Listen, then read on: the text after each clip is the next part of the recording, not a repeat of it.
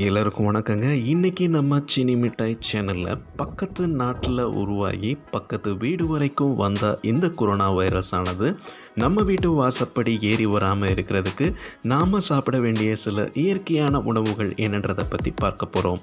அதுக்கு முன்னாடி இது வரைக்கும் நம்ம சேனலை சப்ஸ்கிரைப் பண்ணாதவங்க சப்ஸ்கிரைப் பண்ணுங்கள். இந்த வீடியோ உங்களுக்கு பிடிச்சிருந்துச்சுன்னா லைக் பண்ணுங்கள். இந்த வீடியோ உங்களுடைய நண்பர்களுக்கு பயனுள்ளதாக இருக்கும்னு நினச்சிங்கன்னா இந்த வீடியோவை ஷேர் பண்ணுங்கள். இந்த வீடியோ பற்றின கருத்துக்களை கமெண்ட் பண்ணுங்கள். இப்போ நம்ம வீடியோக்குள்ளே போகலாம். முதலாவதாக நாம் எடுத்துக்கொள்ள வேண்டிய திரவ உணவுகள் என்னன்றதை பற்றி பார்க்கலாம். இளநீர், மோர், பசும்பால், பழச்சாறு, இதோட 3 லிட்டர் தண்ணி தினமும் எடுத்துக்கொள்ளணும்.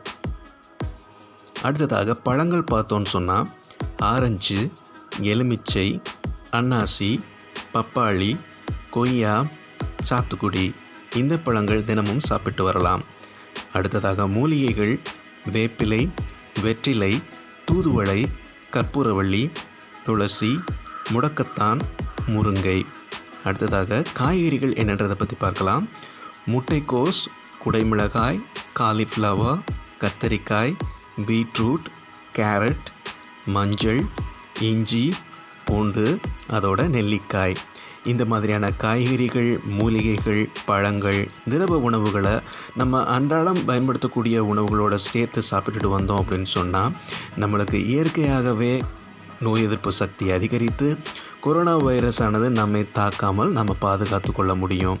இந்த வீடியோ உங்களுக்கு ரொம்ப பயனுள்ளதாக இருந்திருக்கும்னு நினைக்கிறேன். மற்றும் ஒரு வீடியோவில் உங்களுக்கு என்னமோ மஞ்சளும் வேப்பிலையும் போட்டு ஆவி பிடிக்கணும்னு சொன்னீங்களே, அதை மறந்துட்டீங்களா?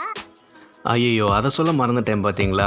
மஞ்சளும் வேப்பிலையும் சேர்த்து தினமும் ஆவி பிடிச்சிட்டு வாங்க, கொரோனாவுக்கு கெட் அவுட் சொல்லுங்கள். மற்றும் ஒரு பயனுள்ள வீடியோவில் உங்களை சந்திக்கும் வரை உங்களிடமிருந்து விடைபெறுகிறேன். நன்றி.